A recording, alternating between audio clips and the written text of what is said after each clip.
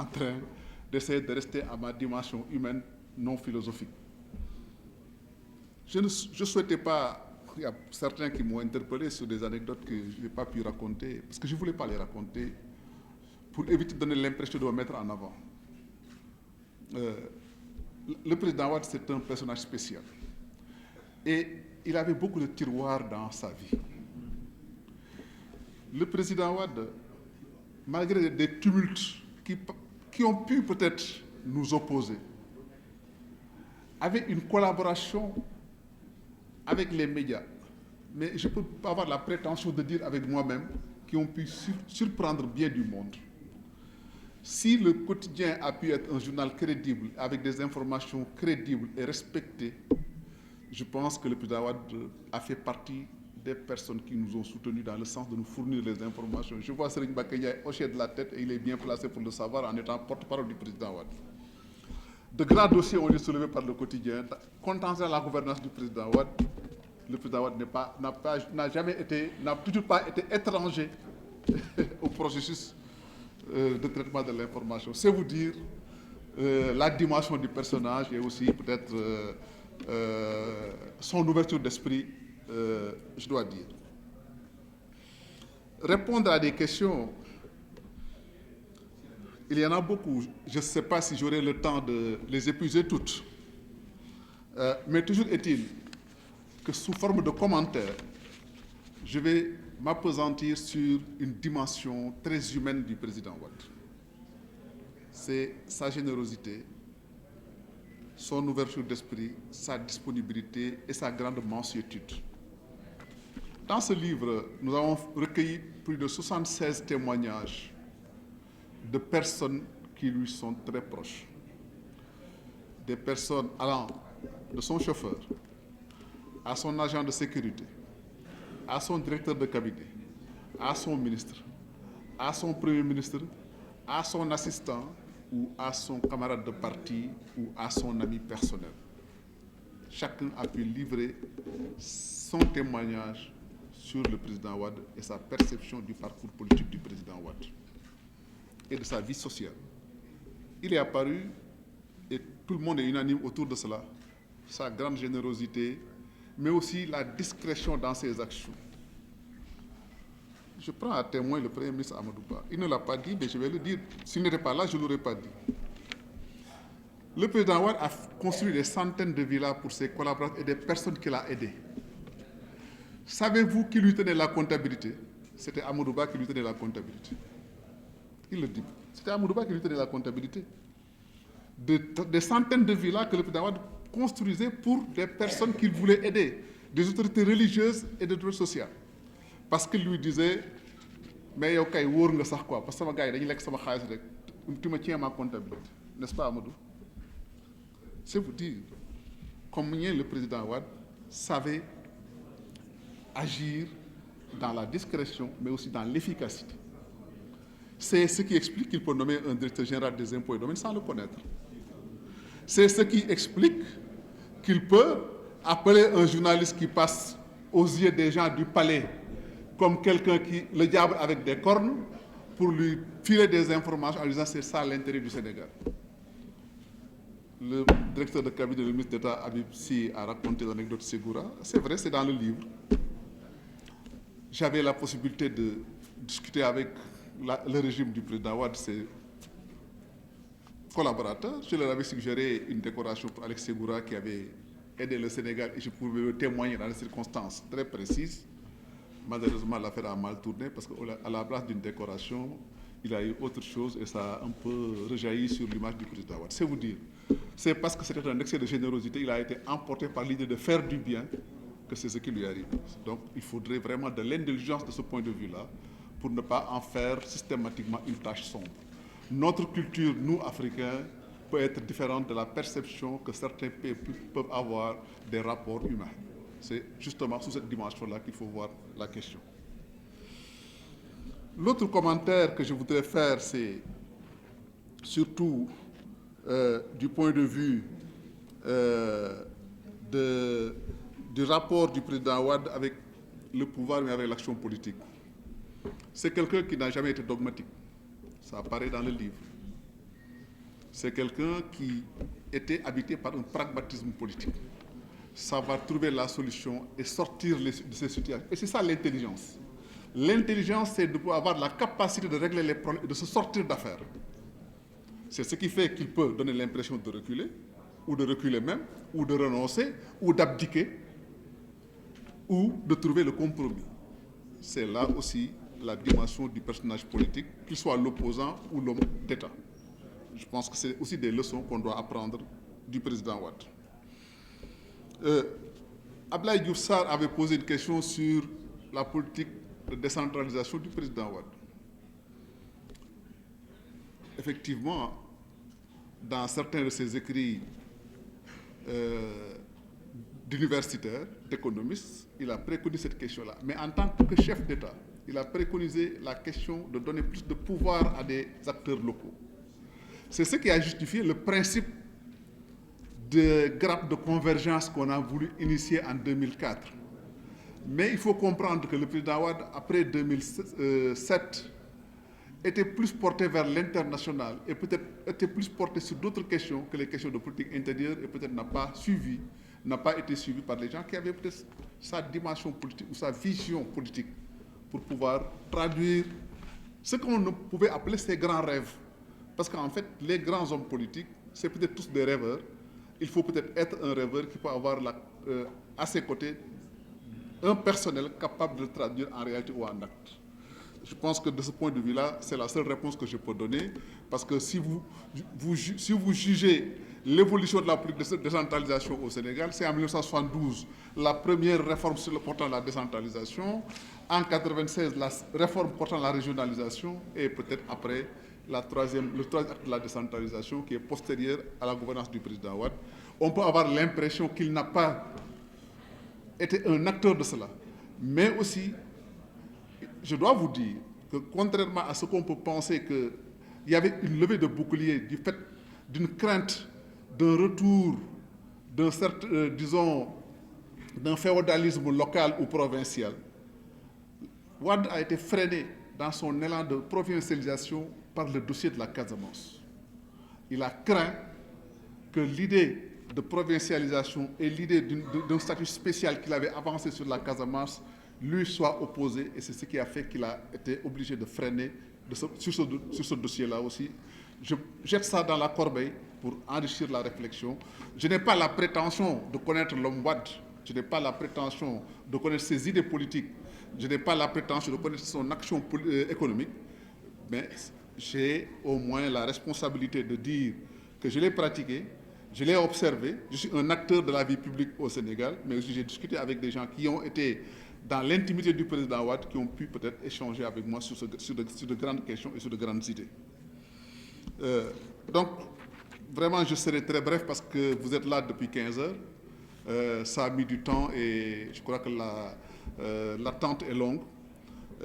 Mais je tiens quand même à transmettre certains messages qui m'ont été communiqués. Beaucoup de personnes avaient voulu être là, mais vous n'êtes pas sans savoir que le regretté Ndari Touré devait être raccompagné à sa dernière demeure aujourd'hui. Des amis qui avaient prévu de venir ont tenu à ce que je vous informe de leur absence. C'est le ministre d'État El Hadj Ibrahima Sall, El Hadj Amadou Sall du moins, ancien garde des Sceaux, qui avait Ndari Touré comme directeur de cabinet, mais qui a été son compagnon à la faculté, qui s'excuse de ne pas être là. Il s'aurait fait un point d'honneur d'être là, aux côtés des enfants et compagnons du président Wade. C'est aussi la ministre d'État, Maître Aïssata Tall Sall, aussi garde des Sceaux. Peut-être qu'on aurait pu avoir vraiment une flopée de garde des Sceaux aujourd'hui dans cette salle. Aïssata n'a pas pu venir parce qu'elle est voisine de Ndari à Mermoz. Leurs familles sont très proches et aussi à la faculté. D'un homme exceptionnel, pour ne pas dire extraordinaire. Je dois avouer, quand je lis la description de ce odyssée politique de Wade, notamment de sa société de cours, que j'y vois l'héritage de Wade chez Macky Sall. Tant les ressemblances au niveau de certaines pratiques sont frappantes. Il y a des passages au cours desquels j'avais l'impression qu'à la place de Abdoulaye Wade, on aurait pu mettre Macky Sall. Tant l'influence de Wade est prégnante chez Macky Sall. Évidemment, quand on a pratiqué les deux, on n'a pas de problème pour comprendre, évidemment. Mais on sent l'héritage de Wade chez Macky Sall. Et je dois ajouter, que cet ouvrage vient à point nommé. On aurait pu se dire, Latif Coulibaly le fait d'ailleurs un peu dans la préface, en disant quel est l'intérêt de produire aujourd'hui un livre sur Wade, 2 décennies après qu'il ait quitté le pouvoir. Est-ce qu'il y a toujours un intérêt? Évidemment qu'il y a un intérêt historique, un intérêt d'actualité. J'aurais dit simplement un intérêt intemporel. Il faut dire que la distance aujourd'hui de neutralité, d'objectivité et de froideur qui justement a guidé l'écriture de cet ouvrage. L'ouvrage n'est ni panégyrique, ni dithyrambique, ne se positionne ni pour Wade, ni contre Wade. Il n'est ni un plaidoyer, ni un réquisitoire. C'est simplement une enquête analytique. On aurait pu effectivement rappeler tous les ouvrages qui ont été écrits lorsque Wade était au pouvoir. Mais souvent, c'était des ouvrages qui se positionnaient pour Wade, pour le soutenir, ou contre Wade, pour l'attaquer. Madiambal a choisi la distance, la neutralité axiologique, l'objectivité, mais parfois la froideur qui fait froid dans le dos. L'ouvrage aussi a un autre intérêt. Pour les habitués du quotidien, et notamment des nostalgiques des lundis de Madiambal, on peut se consoler de lire cet ouvrage, comme on ne peut plus le lire chaque lundi. Il faut dire aussi que l'ouvrage coïncide avec quasiment le centenaire de Maître Abdoulaye Wade. Je crois savoir, en tout cas à partir des documents qu'il nous arrive d'exploiter, que le président Wade serait né en 1926. On serait donc à 1 an de son centenaire. Centenaire d'un patriarche, éminente composante de notre patrimoine national, qui mérite la reconnaissance de la nation. Un hommage à cet égard. Et j'ai bien relevé tout à l'heure le propos de Maître Doundoy, consistant à dire qu'au-delà des clivages politiques ou socio-idéologiques, il est important que le Sénégal rende hommage à cet homme exceptionnel qui est un élément de notre patrimoine national. Cet ouvrage expose les éclairs des génies et les parts d'ombre du héros de la compétition démocratique. Parce que quand on parle de compétition démocratique, on peut considérer que Wade, c'est un héros, voire le héros de la compétition démocratique. La compétition démocratique, évidemment, avec ce qu'elle charrie comme acte de bravoure, comme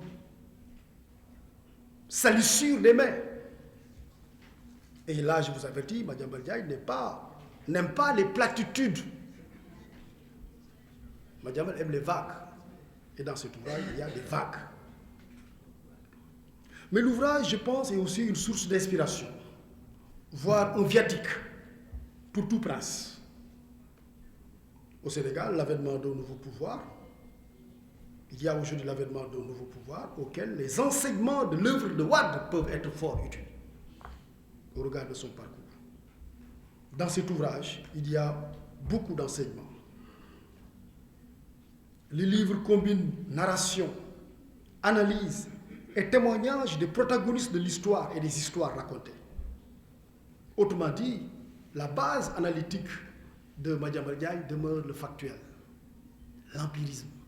Il donne la parole aux acteurs, à des acteurs de premier plan, aux protagonistes, aux acteurs du jeu.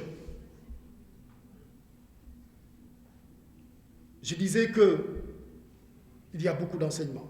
Il y a des leçons de vie qui peuvent être tirées de cet ouvrage. Des enseignements politiques qui transcendent les échelles viagères et s'inscrivent dans la perspective intemporelle de l'histoire. il y a des leçons sur la grandeur et la précarité des destins politiques. Quand même, c'est quasiment presque 40 ans de vie politique. C'est long, mais aujourd'hui, à l'échelle de l'histoire, c'est précaire. La grandeur et la précarité des destins politiques. Les enseignements sur les vicissitudes de l'histoire politique du Sénégal. Des enseignements sur la construction de l'État et de la démocratie.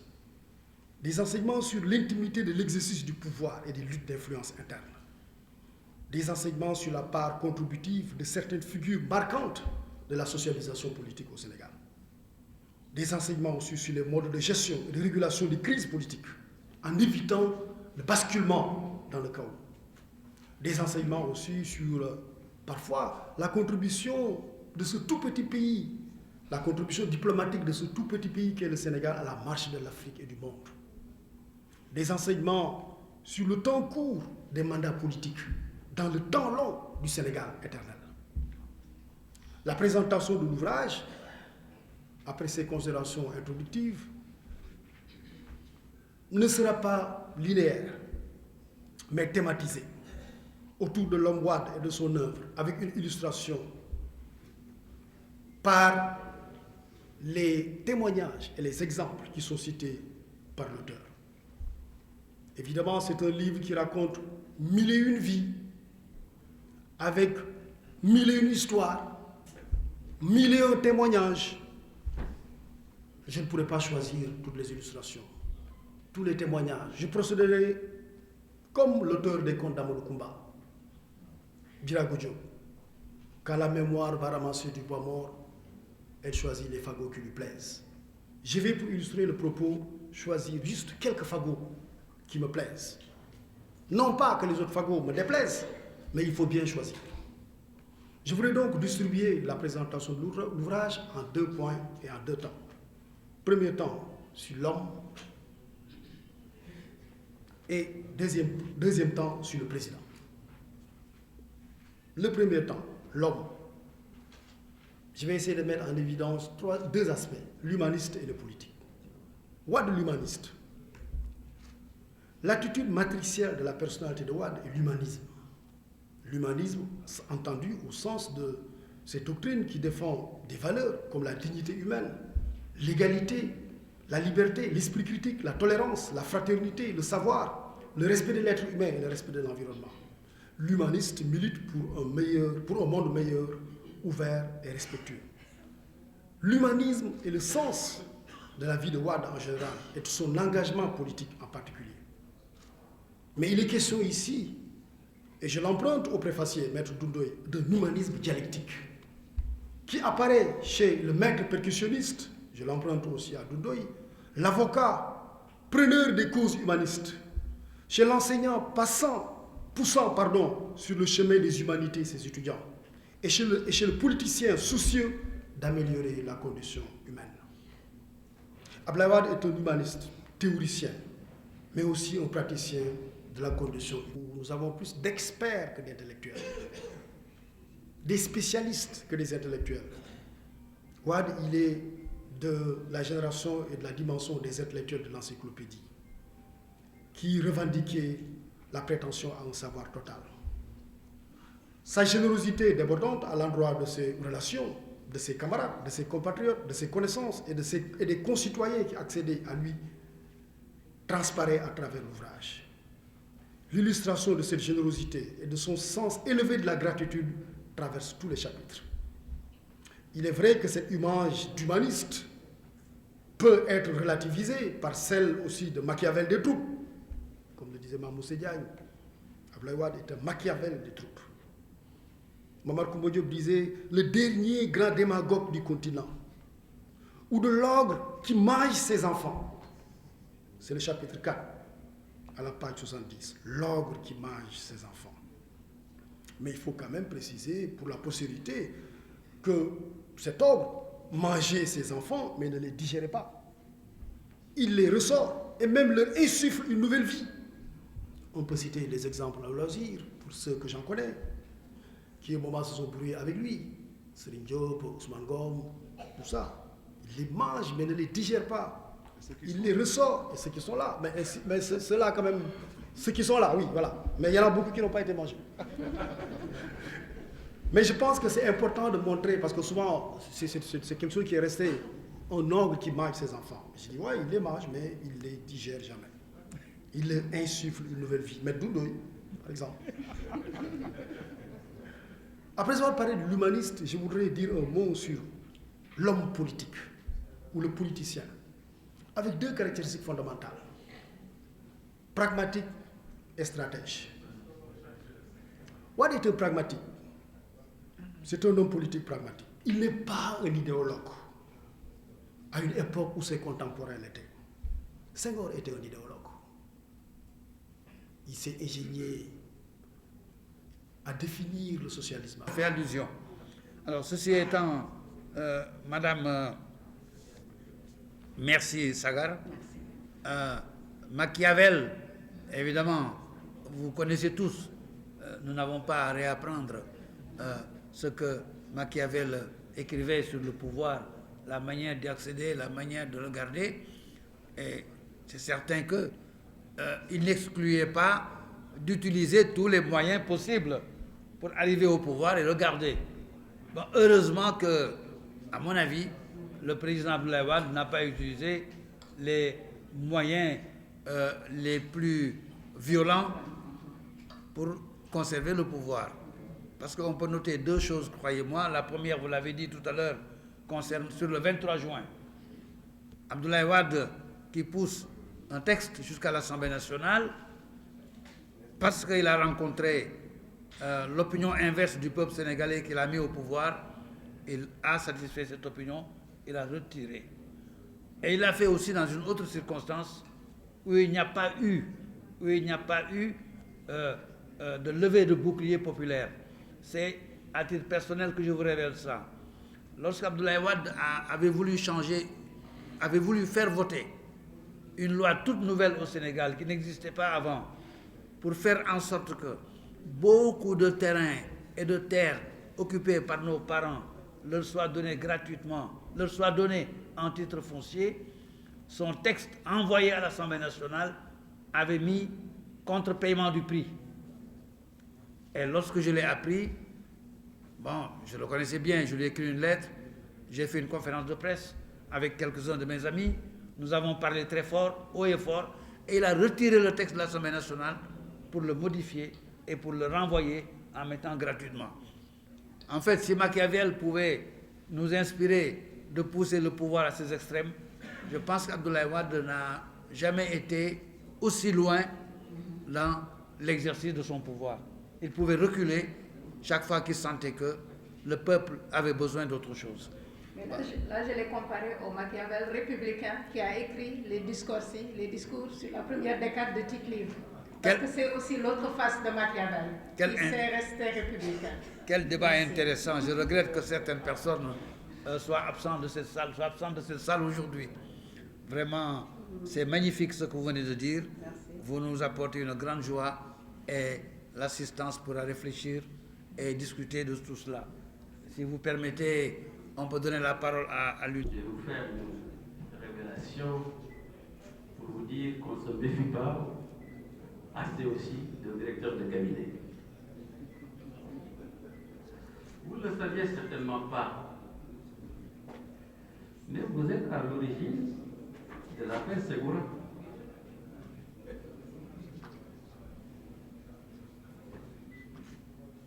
Ou du moins vous l'avez déclenché. Parce qu'au moment du départ de Segura, vous êtes venu dans mon bureau. N'est-ce pas? Et vous m'avez demandé de proposer au président Wade de le décorer. Ce que j'ai fait. Vous êtes à l'origine. C'est dans le livre. Alors, moi, Wade, je l'ai accompagné très jeune.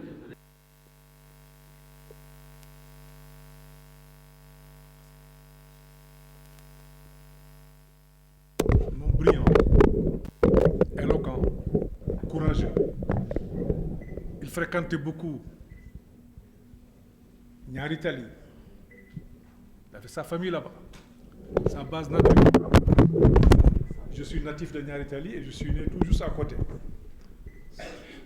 Ça explique pourquoi, peut-être avec certains membres de sa famille, j'avais une relation particulière.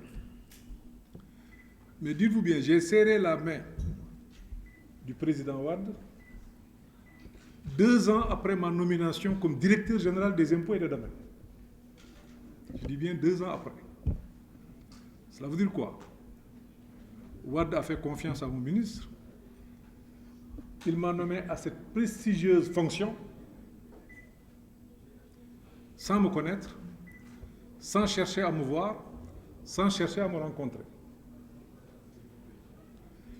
J'ai eu le privilège d'accompagner mon ministre au groupe consultatif en 2007, où j'avais la charge d'expliquer la stratégie fiscale à venir du pays. Et je pense qu'il avait suivi cette présentation. Toujours est-il qu'à mon retour de Paris,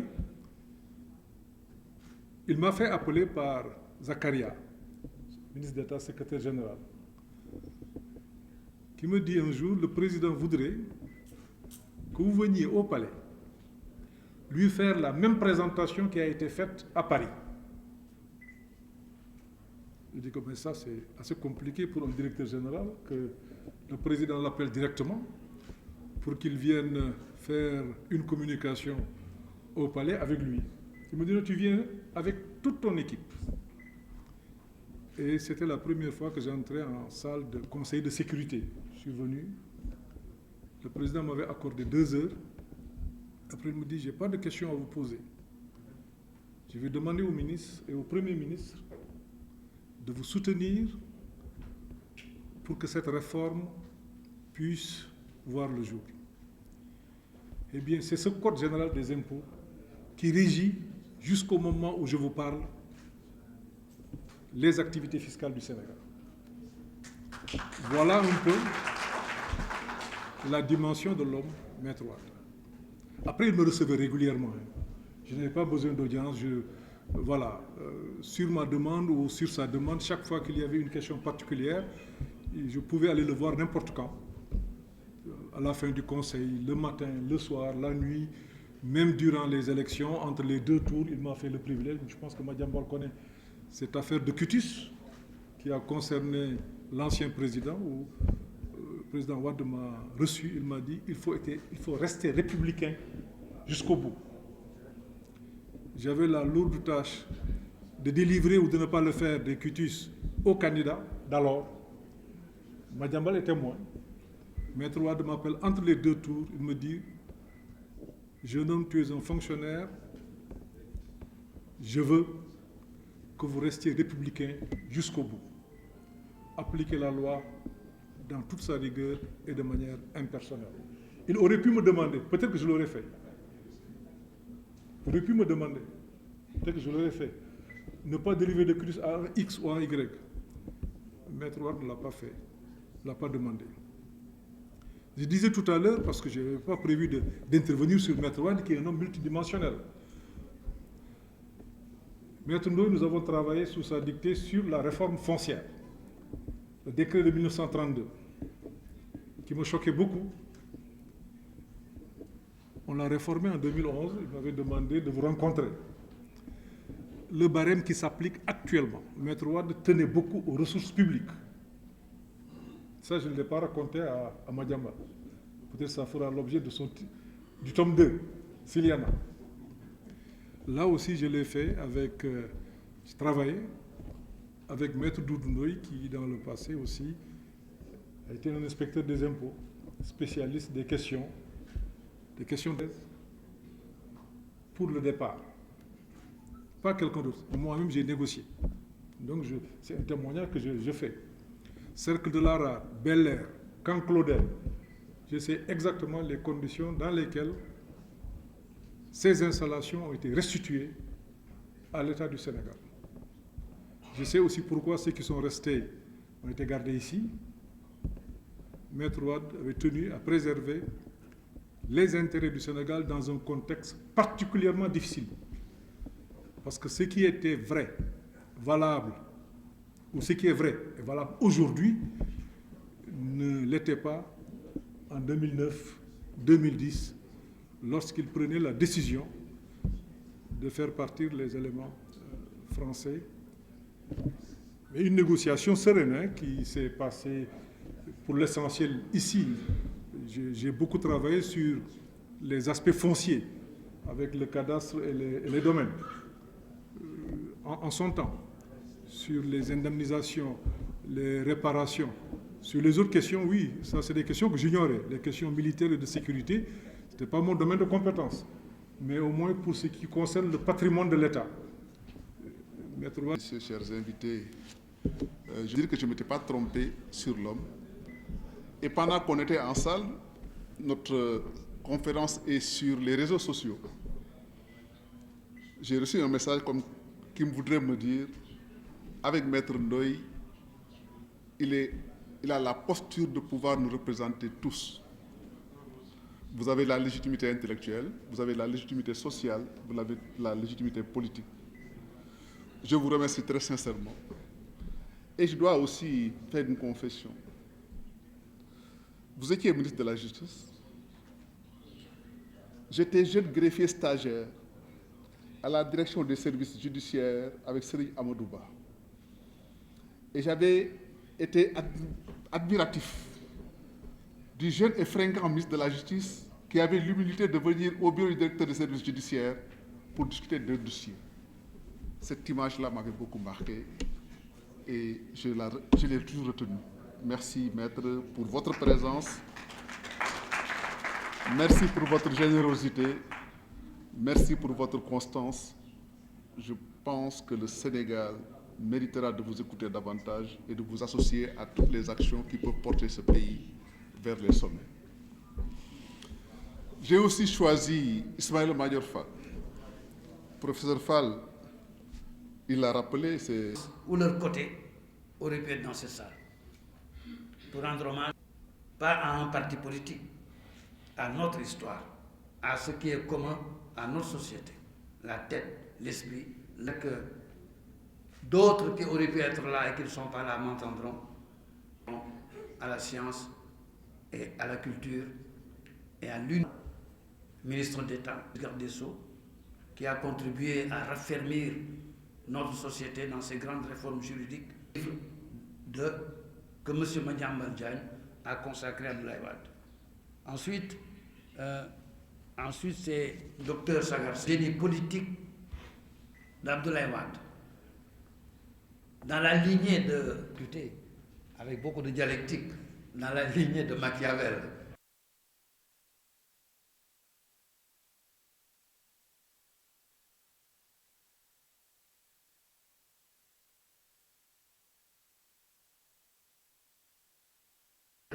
Parce qu'il s'agit, comme l'a dit tout à l'heure Maître Ndoye, de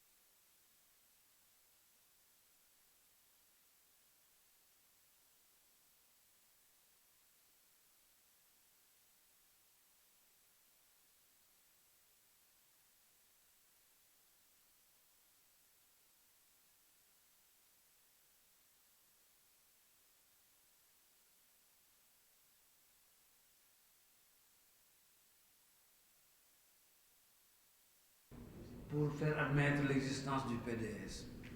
Donc, il a cité l'entretien avec Jean Collin, cette malignité. Et je pense que c'est cette nombrité qui m'amène à laisser la parole à notre chère sœur pour nous parler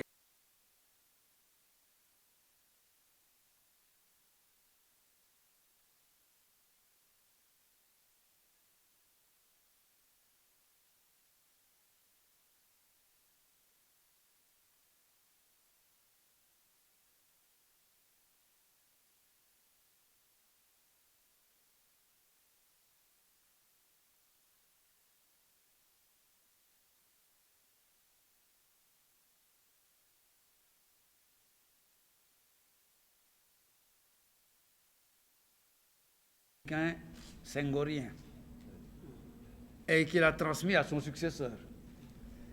Et au moment où, en fait, cette 5e République à l'africaine commence à être bousculée, correspond aux bousculades de cette 5e République française.